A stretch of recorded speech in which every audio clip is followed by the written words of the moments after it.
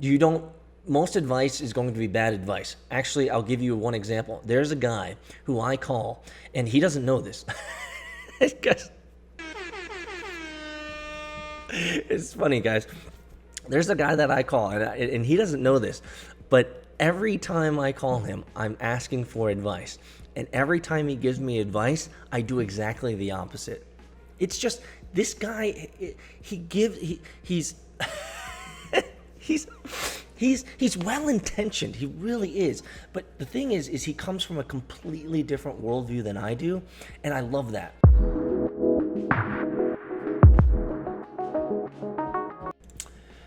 What's up, internet friends, founders, and the Entre-Pro Curious? You've made it, and you're here. It's Venture Daily, news bits from a founder's perspective.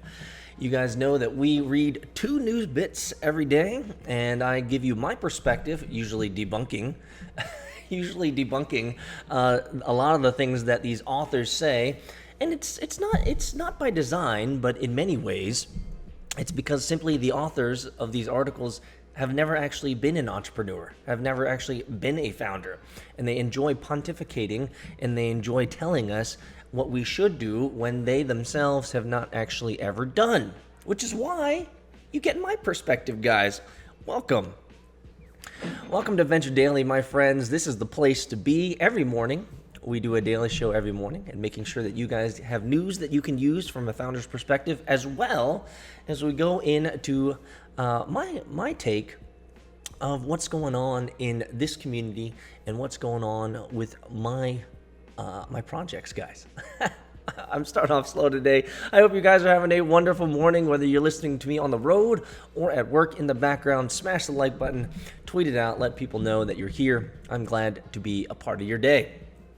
Let's get into it, my friends. Today's 2 stories that we're going to cover from a founder's perspective is, the first article is 6 critical startup mistakes that companies make and maybe how to avoid them. We're going to be going into that. I haven't read the article yet, so we'll see what they're going to be writing about. The second is a 1 factor that can break a team. Now, I perused this relatively quickly, and I think it has something to do with behavior or negative behavior, and I can give you guys my perspective on that as well. On the final segment today, founders, the segment for founders and community, guys, I want to just give you guys a little bit of my heart on what's going on with the business and how I'm continuing to persevere on. I'm glad you guys are here. It's Venture Daily. Let's get into the show, my friends.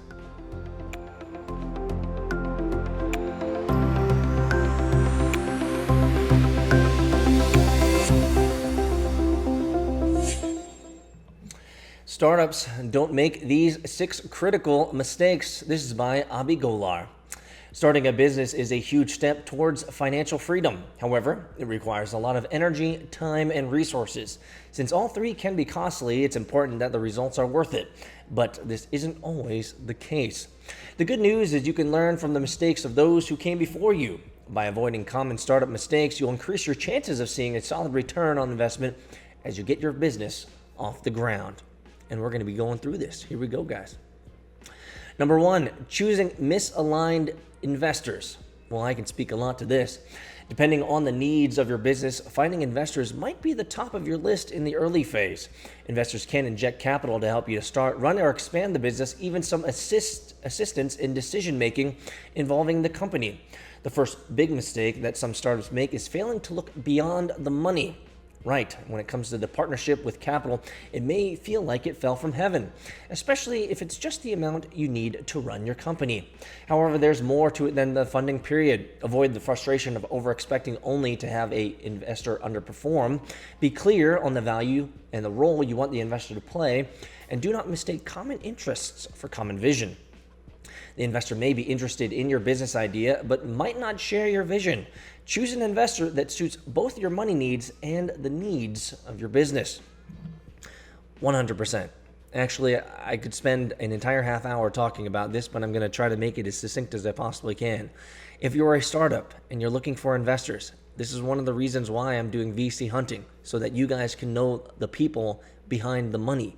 See, this was one of my biggest problems as a startup founder. When I was trying to find money for my startups, money is a commodity. Money is all over the place. The question really is is, are you getting money from people you actually like? And are you getting money from people that can actually help you? Just because they can give you money doesn't mean that they're actually helpful. And I'd go even farther. If you get money from people and they're the wrong people that you don't enjoy being around, then they're going to be a pain in your butt. They're going to be a pain in your behind, guys.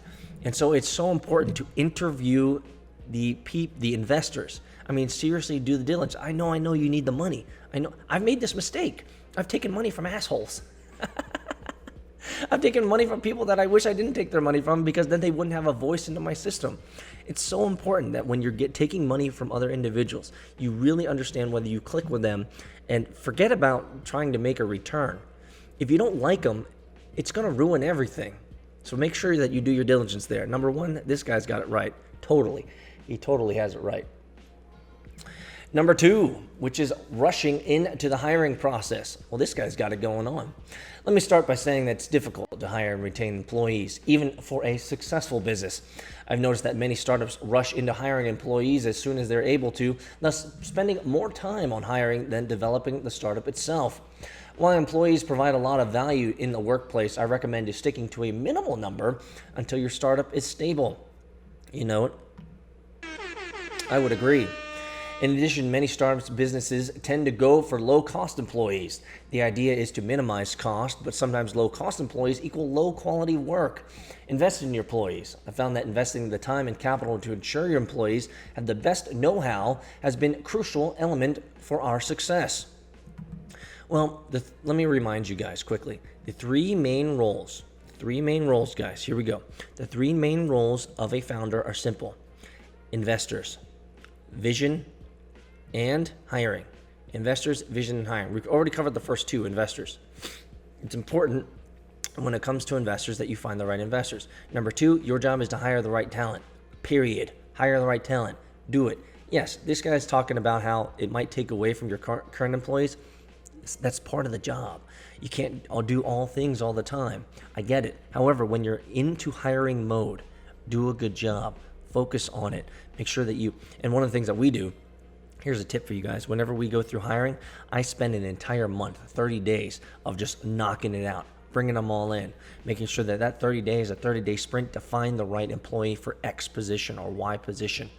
That way I only have to spend a month on it and not drag it out longer than possible. It has to be a focus fire effort. Number three, building an ineffective team. Well, that's pretty much due to the fact that you hired poorly. Hiring isn't always the issue. Sometimes performance is. Don't make the mistake of choosing team members based on availability rather than skill. An ineffective, unaligned team will spell failure for your business. When building a team, choose individuals with varying skill sets and those who share the same common values as your business culture. And we've talked about this before. Not all of your employees are going to hold the same vision and values of your company as much as you do in terms of how much they're just not going to hold the vision and value that you do. You're going to be ridiculously more passionate about it. One of the issues here that I would bring up is don't hire too fast. Sometimes you hire too fast and you think that you need this, but in reality, you can still do that job, or you can defer that job to another employee that you have. Take the time necessary to hire the right people.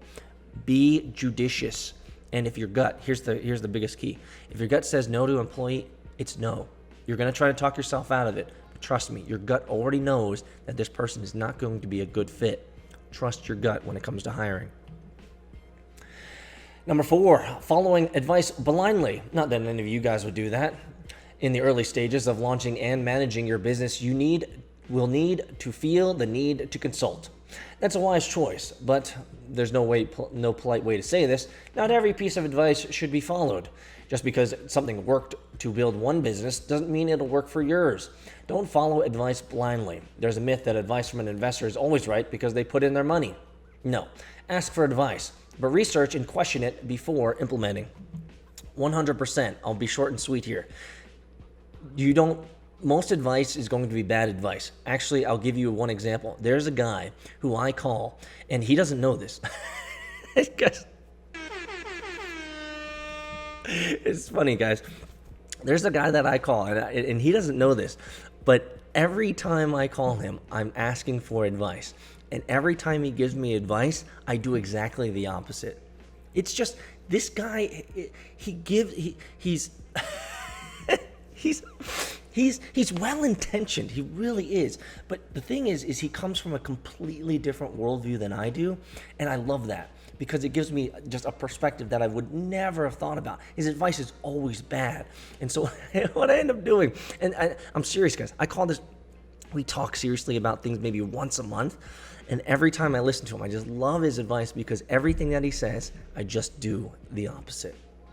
So think about that when you're getting advice, guys. Sometimes you might need someone like that. Number 5, skipping the planning phase. Some startups begin with an idea immediately followed by action. This is a recipe for failure. Planning means everything to a startup. There are 3 plans to focus on before starting your business: the business plan, the financial plan, and the marketing plan. Failure to do any of these may result in your startup's doom. Not necessarily. Skipping the planning phase will end your business before it starts. Not necessarily. Make sure to assess market potential and research the business idea. This will ultimately make the execution phase easier. Wrong. Completely wrong. Nope.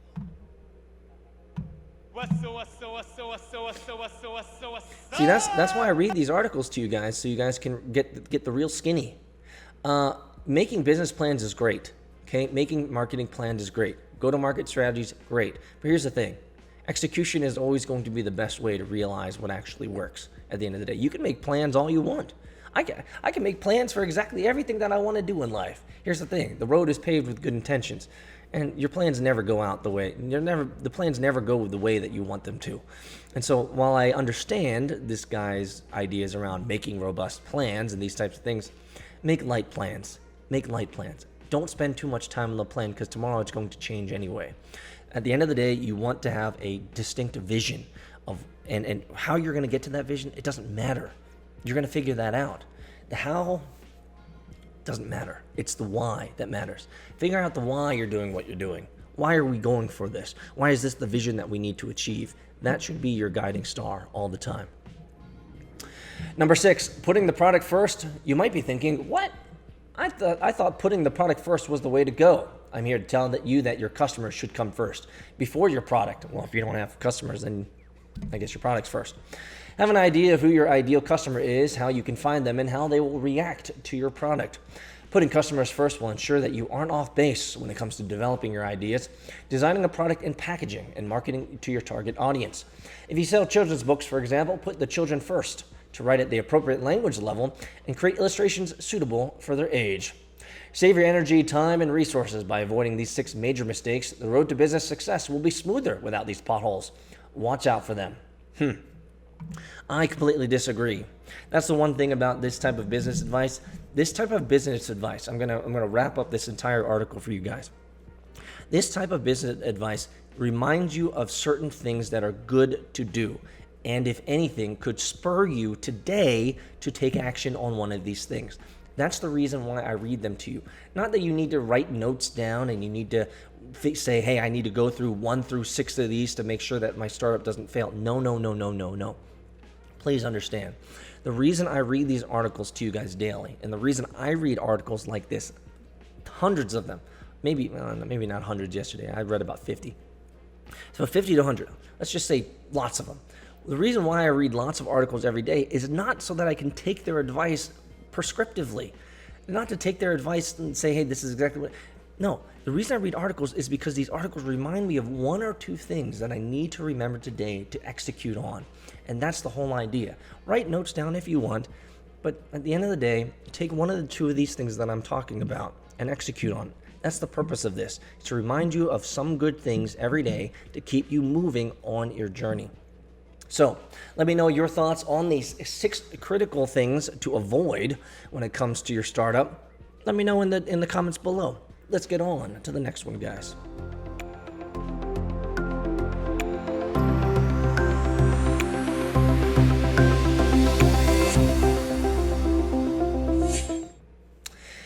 So this is one factor that can make or break a team by Josh Davis.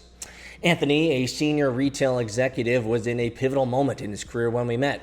He had to change the way the company did business, or it would become obsolete.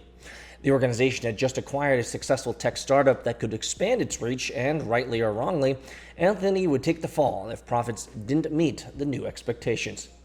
It was crucial that he get his legacy team to cooperate closely with the startup folks, but there was mistrust on both sides. Each viewed the other as unqualified or out of touch. There were redundant roles, and people assumed that they could lose their jobs. They reacted by wanting to claim territory. This was a palpable sense of us versus them. They each had different skills, different ways of working, different expertise, and different market understanding. Combined, they had an advantage over anyone else in the market, but getting them to collaborate was not going to be easy. Anthony ensured his team understood. He motivated them with fear. We could all be out of a job if we don't figure this out, he said. And he motivated with inspiration. We could be celebrating across the company if we solve this, he said. He reached out to the startup's leader to try to forge a shared vision that was transparent about the challenges they all faced. He made clear his prescription for success and defended his team in front of the other executives who doubted their contribution. It wasn't enough. I've been through this type of transition many times with companies who acquire other companies and realize that they have to smash the cultures together, and it ends up becoming a cluster. Seriously. In the field of addiction treatment, there is a phenomenon that helps explain where Anthony went wrong. A person goes into rehab and successfully stops using, a ray of hope. But then they return home and they start using again. Their relapse is commonly understood to be a function of the environment. In the rehabilitation facility, life, both physically and socially, discourages use. But in the home environment, stressors, social circles, and even factors of basics as basic as one's route to work, by the place one used to purchase substances, can all enable a relapse. Guys, I understand this. Having previously been addicted to cigarettes, I get it. I get it, guys. The triggers are crazy. The triggers are crazy. I've been cigarette-free for over a year. Congratulations, guys. Cha-ching. Actually, it's been closer to 2 years now. Coming up on it, guys. Unless the environment changes, the odds are long that the person will stay sober. That effect can work for good, too, however. In 1971, researchers found that a shocking 20% of returning Vietnam veterans had been addicted to narcotics while there. Virtually all stopped using spontaneously after returning home. When among the most unequivocally addicted persons in the research, less than 1 in 10 fell off the wagon within a year. In the Vietnam case, the soldiers left an environment that strongly enabled use, and many entered one that did not. In short, the environment can make or break behavioral change. Anthony's environment not only failed to enable collaboration, it actively impeded it. The physical environment made communication hard. The two teams were in different cities. Even just scheduling meetings together was difficult. Trust and respect stem from learning about humanity, warmth, and competence of others. The teams had almost no direct contact and could not learn enough to trust or respect. The day-on-day decisions or input, it was easier to just speak with a colleague on their own team than to reach out to the other. The social environment made communication dangerous. One of the strongest predictors of behavior is the norm, what others around you do and approve of. Some norms are well-intentioned. Norms in both teams were that it would be disrespectful to go around authority, so only the team leaders spoke with them regularly. Some norms were negative. There was a toxic norm from cynical dismissal ideas from the other side as naive. It was a mark of shame to spend time with the other side, a betrayal. The legendary investor Warren Buffett described the importance of social norms like this, quote, "I learned that it pays to hang around with people better than you are, because you will float upwards a little bit. And if you hang around with people that behave worse than you, pretty soon you'll start sliding down the pole. It just works that way." I encouraged Anthony to remove these environmental barriers to collaboration and create environment catalysts instead, whatever the hell that means. He committed to engineering ways for the teams to have physical and virtual contact more easily, and to establish new social norms that encourage direct and meaningful connection. So, essentially, he had to shape the new environment. Shape the new environment around the new culture, and make sure that they're engaging. I get it. Some solutions for the physical environment are fairly obvious, such as getting the two teams together every month in person, having each person spend a week working out of the other office, and requiring people to use video conferencing and phones rather than just email. You're basically just saying, here's the forced new behaviors, please behave and please comply.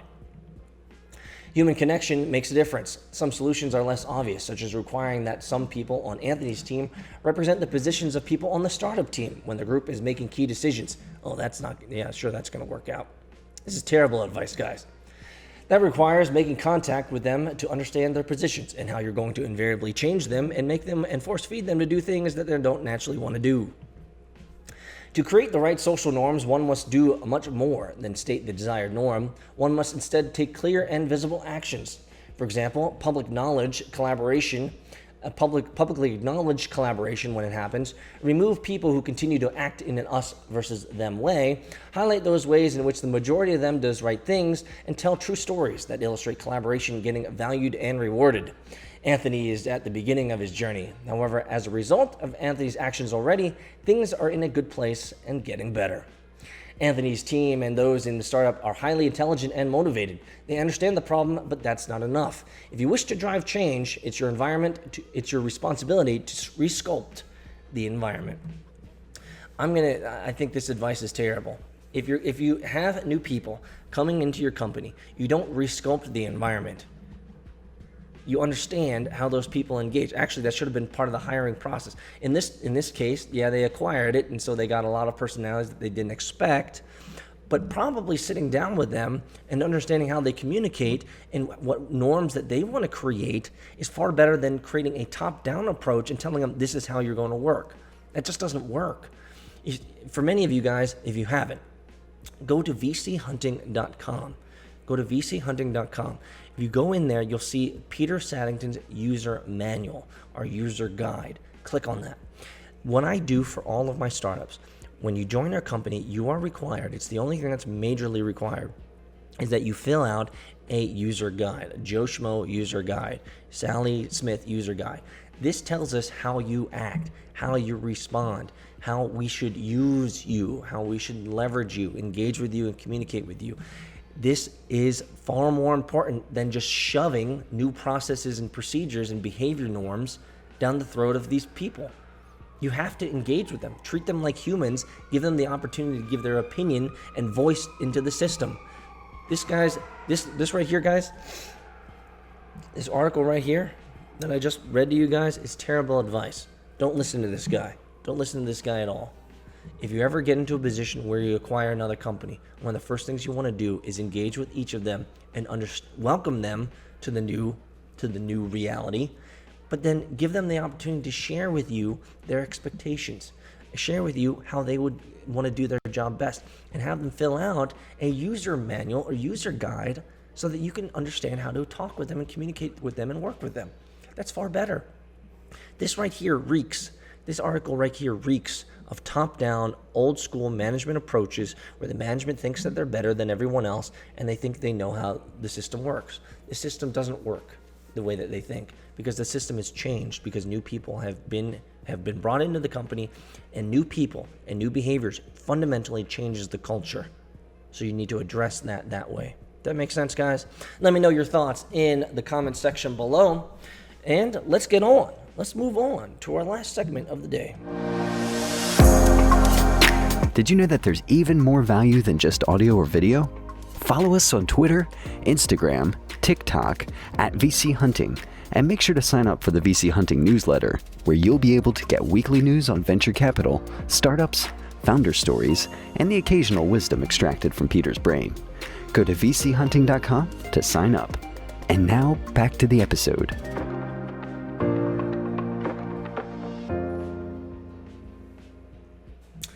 Welcome back to Venture Daily, the fastest growing daily show in all of venture media.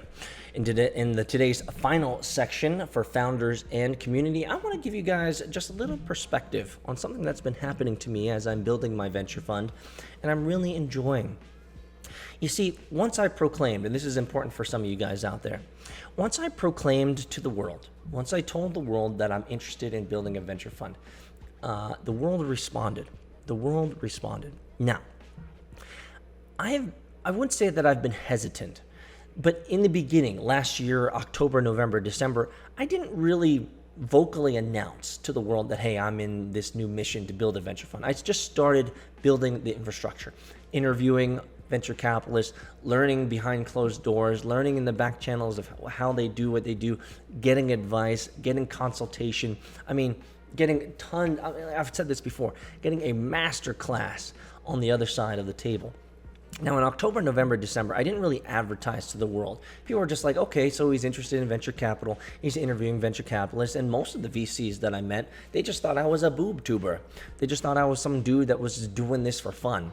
They didn't realize that I was actually basically getting a master level class for free by inviting them on my show, asking them questions, and then afterwards having deep dive conversations about the real stuff that I want to understand about the ops and about the culture and about all the fun stuff, the economics and all of that stuff about how to become a VC. But in early January, February, I began talking and I began speaking my reality to the world and telling the world, hey, I do want to build a venture fund. I do want to do this. This is something I want to do. I want to meet with great founders. I want to talk about great ideas. I want to deploy capital. I want to help them improve their lives, change the narrative of their story. That's what I'm interested in. That's what I love doing. And once I started making that reality or communicating that reality, communicating my desires of my heart to the world, I've received tremendous feedback. Now, it hasn't been in the public square, but it's been through DMs or emails or people saying, hey, I really like this. I'm following you. I'm watching you. I'm rooting you on. That's one of the things that I want to remind you guys of today. I've been having a conversation with an individual, a guy who's got 40 years on me in the venture capital and private equity world. And I love the fact that he's taken an interest in me. We email back and forth maybe a couple times a week. He's just asking questions of me, checking in with me. He's taken a real interest in me, and I appreciate that. I would never be able to have this type of feedback, this feedback cycle with this individual, if I didn't state out to the world my intentions of what I'm doing. This not only helps you build your community and brings people around you that want to help and support you, but also allows for people who are intrigued, interested in what you're doing, to maybe dig in a little bit more and see whether they not only can help you, but maybe even join you. You see, this is what I want to remind you of today. If you're on a project, or you're on a new hustle, or starting a new endeavor, or starting a new startup, or whatever, make that reality known. You see, no one's paying attention to you anyway. Number one. Number two, no one cares about what you're doing either. Number two, right? They don't know about you and they don't care about you. Until you make your reality known, until you vocalize what you're doing to the world, then and only then can people have the opportunity to follow up with you, to find out and figure out what you're doing, even to hate on you and to give you comments and tell you that you suck and don't do it. Good. At least they know about you now. And the more that you trumpet your message, the more that you put it out on blast, you will find individuals who are willing to come alongside. You see, so many of us, when it comes to our ideas, when it comes to our startups, we say we don't know where to begin. The fact of the matter is, it's going to be hard to begin if you're not communicating to the world what you're doing. You're going to need help. And the only way to get help is to communicate out to the world exactly what your intentions are, your dreams are, your hopes are, and what you want to do. When you do that, people will come to you. Thanks so much, guys, for today's episode and being here with me. I love being a part of your day. I love encouraging you guys. Let me know in the comments below what reality that you're trying to communicate and what you're trying to do. Maybe in the future, when I have money to spend, maybe if your idea is good enough, I can deploy capital into you. Have a great one, guys. We'll see you tomorrow.